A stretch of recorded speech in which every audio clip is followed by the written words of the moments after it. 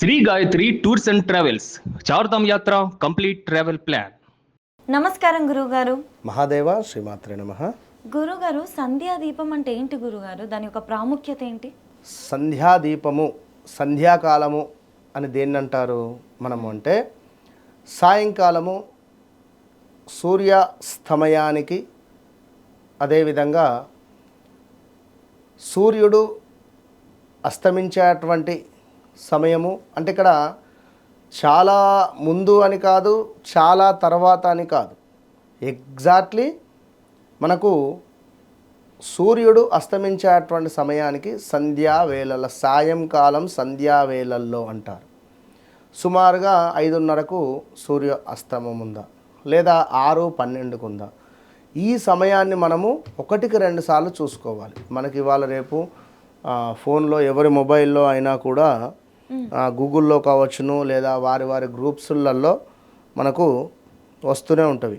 కనుక సూర్యాస్తమయం, సూర్యుడు అస్తమించేటువంటి సమయాన్ని సూర్య అస్తమయము అంటారు. 6:12కు ఉంది ఉదాహరణకు. 6:12కు ఉన్నటువంటి సమయాన్ని మనము ఉదాహరణకు 6:10 నుండి 6:20 మధ్యలో దీపారాధన చేసుకోవాలి. ఇది సూర్యాస్తమయానికి ఈ సంధ్యావేళకు సంబంధించినటువంటిది. 5:30కు ఉంది, 5:45కు ఉన్నది. సూర్యాస్తమయం మనకు ఎప్పుడున్నదో దానికి మనము అనుసంధానంగా సంధ్యా సమయాన్ని మనము సూచించుకునేటువంటి పరిస్థితి. మరి ఈ సమయంలో చేయకూడని పనులు చాలా ఉన్నవి. ఈ సమయంలో ఒక దీపారాధన చేసి కూర్చుంటే సరిపోదు కదా. ఇంట్లో ఈ సమయంలో ఇంటి బయట వీధిలో కానివ్వండి, ఆ ఇంటి సింహద్వారం వద్ద కానివ్వండి, కొందరు పల్లెటూర్లలో, గ్రామాలలో వారి ఇంటి అరుగు మీద కానీ, ఆ కడప మీద కానీ, కడప ముందు కానీ కూర్చొని ముచ్చట పెట్టుకుంటూ ఉంటారు. అదేవిధంగా అమ్మాయిని ముందు కూర్చుండబెట్టి పెయిన్లు చూస్తూ ఉంటారు, ఆయిల్ రాస్తూ ఉంటారు, కోమింగ్ చేస్తూ ఉంటారు. ఇదే సమయం వారికి తెలుసా తెలియకను. సాయంకాలం సమయంలో కూడా బట్టలు పిండుతూ ఉంటారు, బట్టలు పిండరాదు ఇట్టి సమయాలలో. కనుక సూర్యాస్తమయం కంటే ముందుగానే మనం ఇల్లు శుభ్రపరచుకొని చక్కగా కూడా దీపారాధన చేసుకోవాలి. కుదిరితే ఇంటి ఆ మెయిన్ ఎంట్రన్స్ గడప ఏదైతే ఉంటుందో ఆ గడపకు రైట్ సైడ్లో కూడా ఒక దీపాన్ని పెట్టడం ద్వారా ఇంట్లో విశేషమైనటువంటి ధనపరమైనటువంటి ఇబ్బందుల నుండి దూరం కావచ్చు. ఉత్తరాయణము, దక్షిణాయనము రెండు ఉంటుంది. మనకు 6 నెలలు ఉత్తరాయణము, 6 నెలలు దక్షిణాయనంగా ఉంటుంది. 6 నెలలు చీకటి, 6 నెలలు వెలుతురు భగవంతులకు కూడా. సో మనకే విధంగానైతే ఉదయము సాయంత్రం ఉంటుందో, ఉదయము సాయంకాలం 12 గంటలు 12 గంటలు ఏ విధంగా ఉంటుందో, వీరికి దేవతలకు సంబంధించి ఉత్తరాయణము, దక్షిణాయనము, ఉదయము సాయంకాలం ఇంతే. ఉత్తరాయణం మొత్తము మనకు గడవాలంటే 6 నెలలు, వారికి ఉదయం అంతే. దక్షిణాయనము వారికి మనకు 6 నెలలు పడితే వారికి ఒక్క రాత్రి ఇంతే. కనుక సాయంకాలం సంధ్యా సమయంలో మనము ఇల్లు శుభ్రంగా ఉంచుకోవాలి.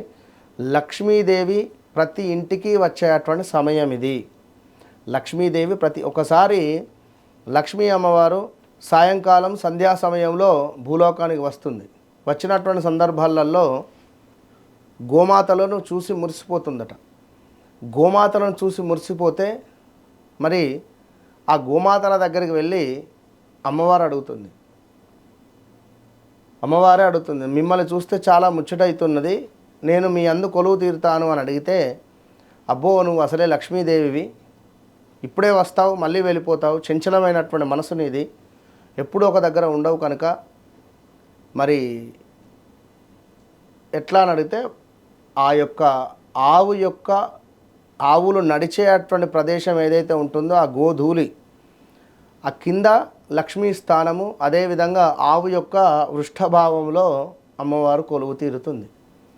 సో ఆ విధంగా కనుక ఎవరైతే ఈ సాయంకాలం సంధ్యా సమయంలో ఇంట్లో గొడవలు పడతారో, ఇంట్లో నాన్ వెజ్ వండుకొని తినడము, ఇల్లు అపరిశుభ్రంగా ఉండడం కానివ్వండి, ఎక్కడ పడితే అక్కడ బట్టలు ఉండడం కానివ్వండి, కొంత బూజుతో ఉండేటువంటి విధంగా ఉండడం కానివ్వండి, వస్తువులు కావచ్చును ఇంట్లో ఈ బూజు దులపకుండా కూడా వదిలేస్తూ ఉంటారు. ఇది ఏమిటి అంటే శనికి జ్యేష్ఠాదేవికి ప్రీతి.